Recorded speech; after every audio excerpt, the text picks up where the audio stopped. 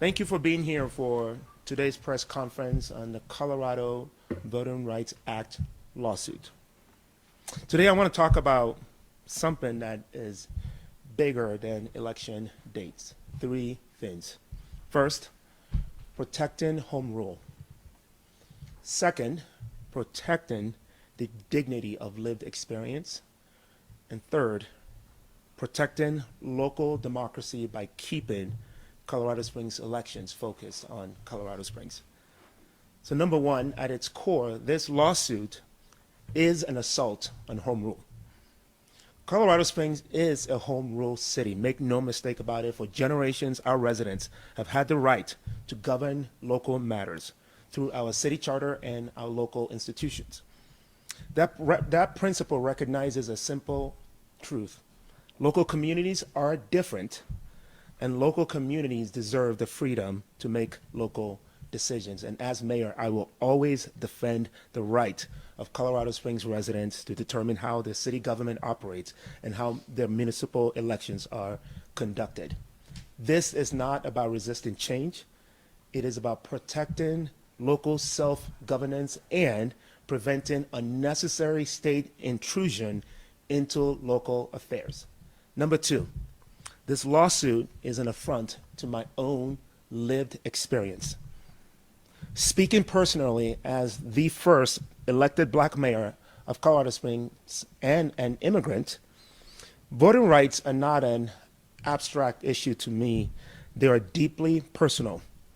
That is why I find it extremely troubling when people claim that the very election system that elected Colorado Springs' first black mayor is somehow inherently exclusionary. My own lived experience tells a different story. You see, I did not come from political establishment circles. I did not have a political machine behind me. Yet through this very election system, I was able to compete, connect with voters, and ultimately earn their trust. The system gave me an opportunity. It did not deny me one. And our city's history supports that conclusion. Colorado Springs has elected diverse leadership through April elections before. Remember former mayor Lionel Rivera, a Hispanic leader who was also elected through this system. And that doesn't mean we stop looking for ways to increase participation. We absolutely should. We should continue expanding civic engagement, voter education, and access, and we should also be honest about the facts and careful about the narratives that we promote. You see, our city already utilizes a mail-in ballot system, which provides broad access to voters across our community. And the data examined during the previous federal litigation actually showed that minority voter percentages of the electorate remained stable regardless of whether elections occurred in April or November.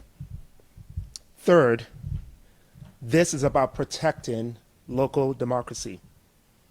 Colorado Springs municipal elections work because they are focused on Colorado Springs. When residents vote in April, they're focused on city issues, city leadership, and city challenges. They're focused on public safety, roads, housing, parks, infrastructure, and the future of our city. You see, during my own campaign, I participated in nearly 20 debates and forums, hosted about 100 meet and greets and conversations in neighborhoods throughout Colorado Springs. That level of local engagement happens because municipal elections are not competed with presidential campaigns, congressional races, national political organizations, and millions of dollars in outside spending. Moving city elections into November would not strengthen our local democracy. It would actually bury local issues beneath national politics. Colorado Springs residents deserve elections that remain, deserve elections where city issues remain city issues. So I want to close from where I began.